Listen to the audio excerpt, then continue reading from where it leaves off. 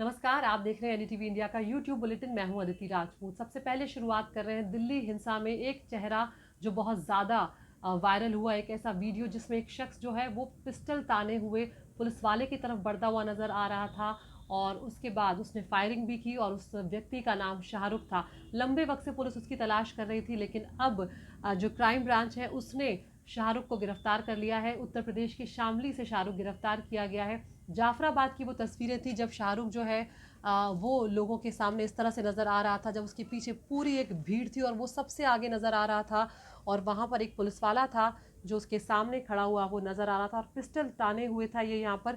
और जिस पुलिस वाले के ऊपर पिस्टल तानी थी उसका नाम हेड कांस्टेबल दीपक दहिया था।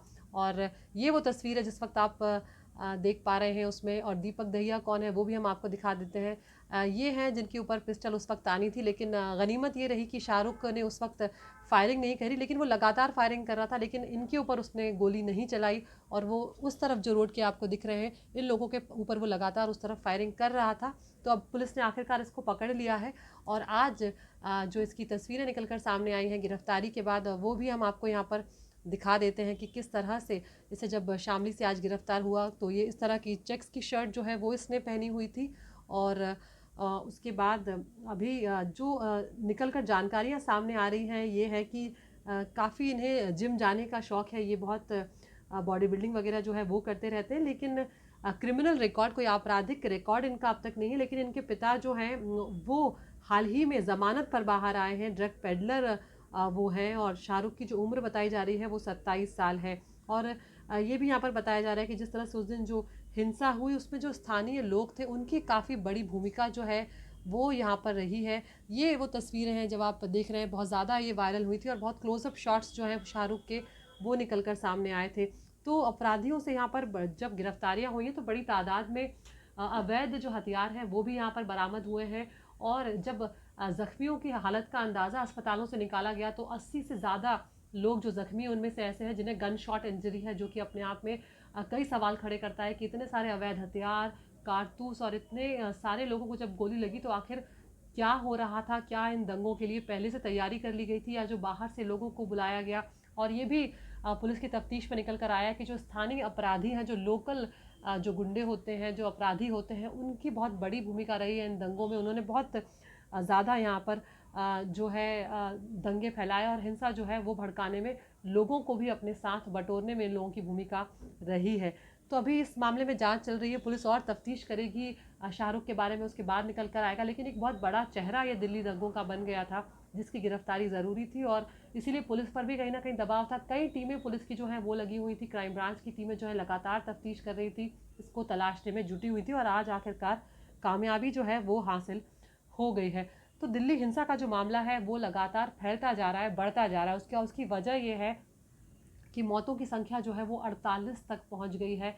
आप जब जैसे ही मौतों की संख्या की बात आती है इसलिए बहुत ज़्यादा दुख और शर्मिंदगी महसूस होती है, क्योंकि देश की राजधानी में ये सब कुछ घटा और 3 दिनों तक ये जो खौफनाक मंजर है ये दिल्ली के लोगों ने झेला, इस तरह की हिंसा झेली और 48 लोग अब तक अपनी जान गंवा चुके हैं। और किस तरह की हमारी मशीनरी थी, किस तरह का हमारा सिस्टम था, किस तरह की हमारी सरकार थी जो 3 दिनों तक इस हिंसा को काबू में पाने में नाकाम रही, ये अपने आप में बहुत बड़ा सवाल है। और यही वजह है कि अब जो दिल्ली हिंसा का मामला है वो संसद में भी गूंज रहा है और इसकी जो गूंज है वो पूरे देश में सुनाई दे रही है, क्योंकि सवाल यही उठ रहे हैं कि आखिर जिन 3 दिनों तक हिंसा होती रही, दंगे होते रहे, क्यों नहीं किसी ने कार्रवाई की, क्यों नहीं जो एहतियातन कदम उठाए जाने थे या जो ज़रूरी कदम उठाए जाने थे वो क्यों नहीं उठाए गए। और इसी को लेकर विपक्ष लगातार सवाल उठा रहा है, चाहे वो आम आदमी पार्टी हो, चाहे वो कांग्रेस पार्टी हो जो गृहमंत्री का इस्तीफा मांग रही है, चाहे वो टीएमसी हो जो लगातार सरकार से सवाल उठा रही है। और उसके बाद अब विपक्षी पार्टियां जो है आक्रामक तो हैं ही, साथ ही वो प्रधानमंत्री का बयान चाहती हैं।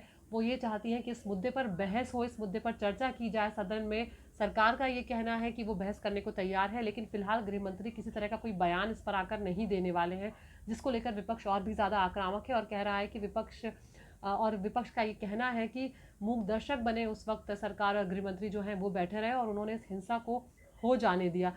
काफ़ी आज हंगामा जो है इस मामले पर संसद में भी देखने को मिला है। हम आपको दिखाएंगे तस्वीरें कि क्या कुछ हुआ वहाँ पर। लेकिन उससे पहले आपको हम ये भी दिखा दें कि आज दिल्ली के जो मुख्यमंत्री हैं अरविंद केजरीवाल, उन्होंने भी प्रधानमंत्री नरेंद्र मोदी से मुलाकात की है। तो दो तस्वीरें आपको दिखा देते हैं। एक तरफ जब मुख्यमंत्री मिलने जा रहे थे और दूसरी तरफ जब आम आदमी पार्टी के जो सांसद हैं वो धरना प्रदर्शन करते हुए जो गांधी प्रतिमा है उसके पास वहाँ पर नजर आ रहे हैं। तो प्रधानमंत्री से जब अरविंद केजरीवाल ने मुलाकात की है तो कई मुद्दों पर बातचीत हुई है, लेकिन दिल्ली की जो हिंसा है उस पर भी बातचीत हुई है और कहा है कि जिन लोगों ने दंगा किया है उन लोगों को बख्शा नहीं जाना चाहिए। इतने ज़्यादा लोगों की जान यहाँ पर चली गई है तो होना चाहिए। एक बार आपको ये जो बयान है हम वो भी यहाँ पर सुनवा देते हैं कि मुख्यमंत्री अरविंद केजरीवाल ने आखिर यहाँ पर क्या कुछ कहा है इस मुलाकात पर। अब हमें ये कोशिश करनी है कि भविष्य के अंदर कभी भी इस तरह की वारदात नहीं होनी चाहिए दिल्ली के अंदर। दिल्ली देश की राजधानी है। जो भी कदम उठाने की ज़रूरत है भविष्य में इस किस्म के दिल्ली में दोबारा दंगे कभी नहीं होने चाहिए। ये हम सबके लिए चिंता का विषय है और जो भी इसमें स्टेप्स उठाने की ज़रूरत है हम सबको मिलकर स्टेप्स उठाने चाहिए। ये दंगे करवाने के लिए जो भी जिम्मेदार हैं मैंने उनसे निवेदन किया, चाहे वो किसी भी पार्टी के हों, चाहे वो किसी भी धर्म के हों, चाहे वो किसी भी कितने भी ऊंचे हों, किसी को कितने भी ऊंचा व्यक्ति क्यों ना हो, उसको बख्शा नहीं जाना चाहिए। तो ये आपने सुना मुख्यमंत्री अरविंद केजरीवाल को कि किस तरह से उन्होंने ये कहा है कि चाहे कितना ही किसी भी ओहदे का इंसान क्यों ना हो, लेकिन अगर दंगों में उसकी थोड़ी सी भी भूमिका है तो उस पर कार्रवाई की जानी चाहिए, उस पर एक्शन लिया जाना चाहिए। और ये मुद्दा जो है लगातार 2 दिनों से संसद में गूंज रहा है, जिसको लेकर विपक्षी पार्टियां बेहद आक्रामक है। कल भी हमने देखा था कि धक्का मुक्की तक की नौबत आ गई थी और उसके बाद जो लोकसभा के स्पीकर हैं ओम बिरला, उन्होंने कहा था कि अब अगर कोई इस तरह से प्लेकार्ड वगैरह लेकर आएगा संसद में या इस तरह की कोई बात देखने को मिलेगी संसद में, सांसद अगर शोर शराबा करेंगे तो पूरे सत्र के लिए उसे निलंबित कर दिया जाएगा। तो वो तस्वीरें भी आपको हम दिखा देते हैं। पक्ष है वो एकजुट है कई सारी चीजों को लेकर मौजूद है। सूत्रों के हवाले से खबर है दी जा रही। तो ये आप तस्वीरें ये भी दिखा रहे हैं हम आपको ओम बिरला की, जिन्होंने कहा था कि इस तरह से अगर सांसद करेंगे तो कहीं ना कहीं उनके लिए भी मुश्किल होगी और उन्हें पूरे सत्र के लिए निलंबित कर दिया जाएगा। इसके अलावा स्पीकर ने बैठक भी ली थी तमाम जो संसदीय दल विपक्षी पार्टियां जो हैं उनकी, लेकिन कुछ खास बातचीत वहाँ पर नहीं हो पाई। और उसके बाद आज जब सदन की कार्रवाई शुरू हुई तो उसके बाद जमकर हंगामा हुआ है और आज भी कई बार कार्रवाई जो है वो स्थगित करनी पड़ी है। तो उसके अलावा आपको एक और तस्वीर दिखाते हैं कि ये जो विपक्षी पार्टियों की बैठक हुई, उसके अलावा बीजेपी की भी एक बैठक हुई है जिसकी तस्वीर आप देख रहे हैं। और यहाँ पर प्रधानमंत्री नरेंद्र मोदी ने जमकर हमला बोला है। यहाँ पर प्रधानमंत्री ने कहा है कि हमारा जो मंत्र है वो विकास का है और पहली आवश्यकता जो है सांसदों से उन्होंने कहा है कि एकता बनाए रखने की है, सौहार्द बनाए रखने की है यहाँ पर। लेकिन ये भी निकल कर आया इस बैठक से कि प्रधानमंत्री ने विपक्ष पर काफ़ी जमकर यहाँ पर हमला बोला है और उन्होंने पूर्व प्रधानमंत्री जो डॉक्टर मनमोहन सिंह हैं उन पर उनका नाम लिए बिना उन्होंने कहा कि पूर्व प्रधानमंत्री को भारत माता की जय बोलने में भी बदबू आती है। प्रधानमंत्री ने माफ़ कीजिएगा, गला आज थोड़ा सा ख़राब है तो आपको थोड़ा सा आज ये चीज़ झेलनी होगी। तो प्रधानमंत्री ने ये भी यहाँ पर कहा कि देश की आज़ादी के वक्त पर कुछ लोगों को वंदे मातरम कहने में भी परेशानी होती थी और उन्होंने अमेरिका का भी जिक्र किया कि किस तरह से जो अमेरिका में जो बाहर के लोग हैं उन्होंने खुद को अमेरिकन कहने में उन्हें शर्म नहीं आती, लेकिन जो भारत के लोग हैं उन्हें क्यों इतनी शर्म आती है और ये अपने आप में कई सवाल खड़े करता है। इस तरह की जो बैठकें होती हैं, खासकर अगर बीजेपी संसदीय दल की बैठक की हम बात करें तो उसके जो बयान है वो सूत्रों के हवाले से या जो बैठक में सांसद मौजूद होते हैं उन लोगों के हवाले से इस तरह की जो खबरें हैं वो निकल कर आती हैं। तो कई बातें यहाँ पर प्रधानमंत्री ने कही। उन्होंने कहा है कि यहाँ पर कुछ लोग हैं जो दल के लिए जीते हैं और लेकिन हम जो हैं वो अपने देश के लिए जीते हैं। तो यहाँ पर देश हित और दल हित की लड़ाई जो है वो लगातार चल रही है और वो जारी भी रहेगी। तो कई सारी चीज़ें जो हैं वो यहाँ पर आज देखने को मिली, लेकिन ये बात जो साफ तौर पर निकल कर आ रही है वो ये है कि किस तरह से लोग जो हैं वो दंगों में परेशान हुए हैं और उन्हें क्या कुछ यहाँ पर झेलना पड़ा है। और उसी के लिए जो हमारा संसद में जो हमारे सदस्य हैं, जो हमारे प्रतिनिधि हैं वो बैठे हुए हैं और इसीलिए ये जो मुद्दा है दिल्ली हिंसा का, ये ऐसा मुद्दा है जिस पर बातचीत ज़रूरी है और दोनों ही पक्ष, चाहे वो विपक्ष हो चाहे वो सत्ता पक्ष हो, सबको मिलकर बात करने की, काम करने की ज़रूरत है। एक कहानी हम आपको दिखाने की कोशिश करते हैं जहाँ पर दंगों में एक शख्स फ़िरोज़ अहमद नाम जिनका था वो मंगलवार से लापता है। उनके परिवार पर क्या गुजर रही है वो आपको हम दिखाने की कोशिश करते हैं, और ये दिखाने की वजह ये है कि किस तरह से लोग जो हैं वो भुगत रहे हैं, क्योंकि दंगे तो ख़त्म हो जाते हैं लेकिन उनका जो दर्द है वो सालों तक नहीं जाता है। तो एक कहानी जो हमारे सहयोगी परिमल कुमार ने की है वो आपको हम दिखाते हैं। तरफ से वो गुजर रहे थे, अब तक घर नहीं पहुंचे हैं। परिवार के लोग हैं, उनकी पत्नी है। आप समझ सकते हैं कि किस तरीके से परिवार वक्त काट रहा होगा। करीब 8 दिन का वक्त हो चुका है। अपना नाम बता दीजिए। रुखसाना, क्या बात हुई थी? कितने बजे बात हुई थी आपकी? उसके बाद से घर नहीं लौटे हैं? सोमवार के दिन 11 बजे रात को कह रहे थे मैं खजूरी से वापस आ रहे था, मुझे करावल नगर मारा बहुत सारे आदमियों ने। एक तो 3 आलम नाम का आदमी ले गया 50 के 7 नंबर गली का, भगत सिंह कॉलोनी। मैं अब तो ठीक हूँ, लेकिन मेरा हाथ पैर तोड़ रखे, घरों में भी आके मार रहा है यहाँ। तो ये आपने देखा, हम सिर्फ कुछ कुछ छोटी छोटी कहानियाँ आपको दिखा रहे हैं, इनको पूरी पूरी कहानियाँ हम नहीं दिखा रहे हैं, लेकिन आपको इनके दर्द का, इनकी परेशानी का अंदाज़ा जो है वो ज़रूर हो जाएगा कि क्या कुछ यहाँ पर चल रहा है। अब बात करते हैं एक और बड़ी खबर की, जो कि कोरोना वायरस से जुड़ी हुई है, और उसको लेकर तमाम जो अपडेट्स हैं वो निकल कर सामने आ रहे हैं। क्योंकि कल जब 2 नए मामले भारत में सामने आए हैं, उसके बाद कुछ और चीज़ें जो हैं वो भी यहाँ पर सामने आ रही हैं। पहले आपको एक मैप के ज़रिए हम दिखाते हैं कि किस तरह से वो कोरोना वायरस जो है वो यहाँ पर फैलता चला जा रहा है, और पूरी एक मैप के ज़रिए समझाने की कोशिश हम आपको करते हैं कि क्या स्थिति इस वक्त बनी हुई है। पॉजिटिव पाए गए हैं। तो ये आप देख रहे हैं कि कितने जो लोग हैं जो पॉजिटिव पाए गए हैं, अलग अलग देशों में ये स्थिति है। चाहे हम चीन का देख लें, सबसे ज़्यादा यहीं से वो बीमारी जो है वो फैली, और उसके बाद किस स्थिति में ये पहुंच गई है आप पूरी मैप देख के अंदाज़ा लगा सकते हैं। और अमेरिका की अगर स्थिति की बात की जाए तो यहाँ पर इसलिए हम आपको अमेरिका की बात बताना ज़रूरी, क्योंकि अमेरिका में अब मरने वालों की तादाद जो है वो 6 तक पहुँच गई है। यानी कि यहाँ पर भी ये जो मामला है ये तेज़ी से काफ़ी तेज़ी से फैल रहा है यहाँ पर। और अगर यूरोपियन कंट्रीज़ की बात की जाए तो इटली ऐसा देश है जहाँ पर सबसे ज़्यादा इस वक्त जो प्रभावित हुआ है, और 1500 करीब 1700 मामले हैं जो इटली में सामने आए हैं, और 34 लोगों की यहाँ पर मौत अब तक हो चुकी है। अगर ईरान की बात करें तो 54 मौतें यहाँ पर हो चुकी हैं।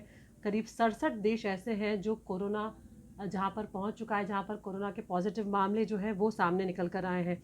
इधर भारत की जो सरकार है इसने अब कई और एहतियाती कदम लिए हैं, जिसको जानना आपके लिए भी बेहद ज़रूरी है, क्योंकि कई लोग ऐसे हैं जो देश से बाहर भी ट्रैवल कर रहे होंगे। तो आपको बता दें कि 4 देश अब ऐसे हैं, पहले चीन और ईरान था जिनके वीज़ा रद्द किए गए थे, जहां पर यात्रा करने पर प्रतिबंध लगा दिया गया था। लेकिन अब 4 देश ऐसे हो चुके हैं जिसमें जापान है, इटली है, दक्षिण कोरिया है और ईरान है। यहाँ के नागरिकों को वीज़ा जो है, यहाँ के नागरिकों को जो दिया गया है वो रद्द कर दिया गया है, और अभी जो आगे आने वाले दिन है उसके लिए कोई जानकारी फ़िलहाल नहीं है, यानी कि ये फ़िलहाल रद्द रहेंगे इनके वीज़ा। चीन के नागरिकों के वीज़ा पर पाबंदी जो है वो जारी रहने वाली है, और इसके अलावा भारतीय नागरिकों को सलाह दी गई कि जब तक ज़रूरी ना हो वो इन 4 देशों की यात्रा ना करें। कौन कौन से वो 4 देश हैं एक बार फिर से हम आपको बता दे रहे हैं। जापान है, इटली है, दक्षिण कोरिया है और ईरान है।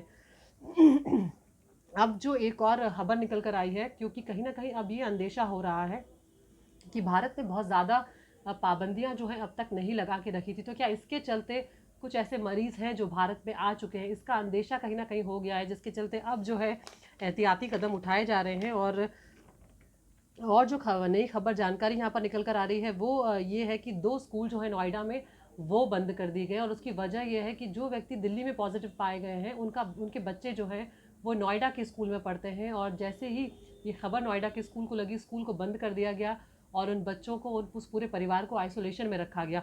उसके बाद खबर आती है कि वो जो बच्चे हैं वो एक बर्थडे पार्टी में गए थे जहाँ पर 5-6 लोगों के वो संपर्क में आए, तो अब उन परिवारों को भी आइसोलेशन में रख दिया है, या फिर ये कहा जाए कि उन परिवारों को भी कह दिया गया है कि आप भी अपने घरों से बाहर ना निकलें। तो ऐसी कई तरह की दिक्कतें जो हैं वो अभी फ़िलहाल अलग अलग देशों में सामने निकल कर आ रही हैं। और यहाँ पर आपको बताएं कि सबसे इस वक्त 11 देश ऐसे हैं जो हाई रिस्क वाले आ रहे हैं, और माना यही जा रहा है कि अगर इन देशों की बात की जाए तो शायद जल्द से जल्द इन देशों की यात्रा पर प्रतिबंध लग जाए तो भारत के लिए और बेहतर होगा, क्योंकि बार बार ये कहा जा रहा है कि शायद दूसरे देशों ने इससे निपटने में फिर भी मुस्तैदी दिखाई है, लेकिन अगर ये भारत में आता है तो शायद स्थिति ज़्यादा ख़राब होगी, क्योंकि यहाँ पर बहुत सारे ऐसे लोगों की तादाद भी है जो बहुत ज़्यादा पढ़े लिखे नहीं हैं, जो पिछड़े इलाकों में रहते हैं या जो कमज़ोर तबके के लोग हैं, उनके पास बहुत ज़्यादा जागरूकता नहीं है। तो ऐसे में ये भी एक समस्या होगी कि अगर भारत में ये बीमारी अगर फैलती है तो उस पर एकदम से रोक लगाने में बहुत मुश्किल सरकार को आने वाली है। तो ये भी एक सवाल उठ रहा है कि भारत अब जल्द से ज़्यादा जो हाई रिस्क वाले कंट्रीज़ हैं उनके ई वीज़ा या वीज़ाज़ जो है उन पर पाबंदी लगाएगा तो वो बेहतर होगा। जहाँ पर भी इस वायरस की वजह से जो कोरोना वायरस है उसकी वजह से जो मौतें हुई हैं, कम से कम उन देशों में प्रतिबंध लग जाना चाहिए। और अगर अमेरिका की बात करें तो यहाँ पर कुछ 32 लोग जो हैं वो इन्फेक्टेड, 72 लोग जो हैं वो इन्फेक्टेड हैं और 6 लोगों की यहाँ पर जान जा चुकी है। अगर कुछ और देशों की आपको मैं जानकारी दूँ तो हांगकांग है जहाँ पर 94 है, मकाऊ में 10 है, दक्षिण कोरिया में 3000 से ज़्यादा लोग हैं जो इन्फेक्टेड हैं। इटली की बात करें तो 1700 है और बाकी कुछ तस्वीरें हमने आपको मैप के ज़रिए दिखाए भी है। लेकिन दर्शकों एक बार फिर भी मैं ये अपनी तरफ से चाहूँगी कि आप लोगों को थोड़ा सा और एक बार आगाह कर दिया जाए कि कौन कौन से वो लक्षण होते हैं जिनके चलते कोरोना वायरस फैलता है और किन चीज़ों से कम बचा जा सकता है। तो शुरुआती जो पहचानने के तरीके हैं उसमें यह है कि अचानक से बुखार आ रहा है, सांस लेने में तकलीफ़ हो रही है, बहुत ज़्यादा सर्दी खांसी और ज़ुकाम होना है, शरीर में तेज़ दर्द के साथ कमज़ोरी आना है, किडनी और लिवर जो है उसमें तकलीफ़ हो रही है, यानी कि जब आप कुछ खाएंगे तो आपको पेट में दर्द रह सकता है, आपको वो पूरी तरह से पचेगा नहीं, वो डाइजेस्ट नहीं होगा। निमोनिया के लक्षण भी कई बार सामने आने लगता है कि निमोनिया हो गया है, ये भी लग सकता है। और पाचन क्रिया जो है उसमें तकलीफ़ हो सकती है, ये सामने आ रहा है यहाँ पर। तो यहाँ पर बार बार कहा जा रहा है कि जो पर्सनल हाइजीन है वो मेंटेन करने की ज़रूरत है। जैसे कि अगर हम कहीं बाहर जा रहे हैं तो हाथ अपने बार बार धोएं, बार बार जो आँख, नाक या मुंह है उसको छूने से हम बचें, संक्रमित लोगों से हम दूरी बना कर रखें। इसके अलावा जब भी हम सार्वजनिक स्थानों पर जा रहे हैं, जब भी आप किसी पब्लिक एरिया में जा रहे हैं, चाहे आप मेट्रो में बैठ रहे हो, ट्रेन में बैठ रहे हो, फ्लाइट में बैठ रहे हो, आप मॉल में जा रहे हो, आप सब्जी मंडी जा रहे हो, अस्पतालों में आप जा रहे हो, तो N95 जो मास्क है उसे सबसे ज़्यादा सेफ़ माना जाता है। अगर आप वो पहनेंगे तो बेहतर होगा। 20 सेकंड तक साबुन से हाथ धोना है, कम से कम ये कहा जाता है कि बहुत जल्दबाजी ना दिखाएं, 20 से 25 सेकंड कम से कम हाथ धोएं, साफ़ सफाई का ध्यान रखें और ये ना भूलें कि ये एक इंसान से दूसरे इंसान में फैलता है, यानी कि ये छूने से भी फैलता है। तो इस बात का भी ध्यान रखने की ज़रूरत है कि किसी आप ऐसे व्यक्ति के अगर संपर्क में आएंगे तो ये जानलेवा बीमारी है और इसका आसानी से इलाज भी नहीं हो पा रहा है। इसके अलावा कहा जा रहा है कि जब आप भीड़ भाड़ वाले इलाके में हो तो 3 से 6 फुट की जो दूरी है वो बना कर रखेंगे तो बेहतर होगा। बार बार हाथ धों ताकि कीटाणु जो है वो ना फैले। सार्वजनिक वाहनों से अगर आप ट्रैवल कर रहे हैं, यात्रा कर रहे हैं, आप बस में हैं, आप ट्रेन में हैं, तो हाथों में दस्ताने ज़रूर पहने, आप ग्लव्स पहने ताकि जो कुछ हद तक उससे इन्फेक्शन से आप बच सकते हैं। और मुंह पर मास्क जो है अगर वो पहन रहे हैं तो उसे थोड़े थोड़े दिनों में बदलना भी पड़ेगा, क्योंकि एक वक्त के बाद वो मास्क जो है वो अपनी उपयोगिता जो है वो खो देता है। और भीड़ भाड़ वाले इलाकों में जाने से अगर बचेंगे तो बेहतर होगा। तो हमारी कोशिश यही है कि आपको जानकारी दें, आपको जागरूक करें और साथ ही साथ आपको ये पता होना चाहिए कि किन सावधानियों को बरत कर आप बच सकते हैं इस तरह के बड़े उससे। और हमारी उम्मीद यही और प्रार्थना भी यही है कि कम से कम भारत में ये जो संक्रमित बीमारी है कोरोना वायरस कम से कम ये ना फैले और जो भी अभी मरीज़ हैं वो जल्द से जल्द ठीक हो जाए। लेकिन एहतियात जो है वो पूरी बढ़ती जा रही है सरकार की तरफ से। तमाम जो एयरपोर्ट्स हैं, पोर्ट्स हैं, सब पर स्कैनिंग हो रही है और पूरी कोशिश यही की जा रही है। कई जगहों पर कंपनियों को भी नोटिस दिया गया है कि अगर आपके एम्प्लॉयज़ जो हैं वो कहीं बाहर से ट्रैवल कर आ रहे हैं तो उनकी स्कैनिंग हो, मेडिकल चेकअप्स हो और जो भी है वो स्वास्थ्य विभाग जो है, जो स्वास्थ्य मंत्रालय है, वहाँ पर जानकारी उसकी दी जाए। तो आप जो भी आपके फीडबैक्स होंगे वो आप हम तक ज़रूर भेजिए और हम कोशिश करेंगे कि जो आप जिन खबरों के बारे में जानना चाहते हैं उनके बारे में हम आपको और विस्तार से जानकारी दें। तो आज के लिए मुझे दीजिए इजाज़त। नमस्कार।